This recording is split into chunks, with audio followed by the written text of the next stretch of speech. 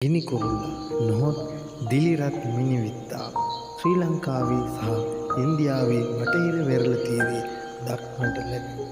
දිවයින පුරා පාහි වනාන්තර සහ එවැනි වෙනත් ගස්කොළන් බහුල ප්‍රදේශවල සුලභ දේශීය පක්ෂියෙකි.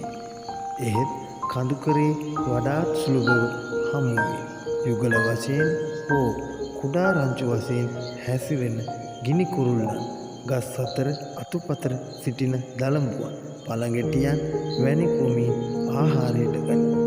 වසරේ පෙබරවාරි සිට මැයි දක්වාත් නැවත අගෝස්තු සිට සැප්තැම්බර් දක්වාත් අභිජනනයේ යෙදෙන ගිනි කුරුල්ලන් ගස් ඔත්තු වැනි දෑවලින් බාහිරින් මැනවින් සඟවා කෝප්පයක හැඩය සහිත කූඩුවක් කොළ නාරටි මැද මකුළු දැල් එකතු කර ගසක උඩුවියනේ අත්තක් මත කූඩුව සාදයි. පිරිමි පක්ෂියා තැඹිලි පැහැයක් ගනී.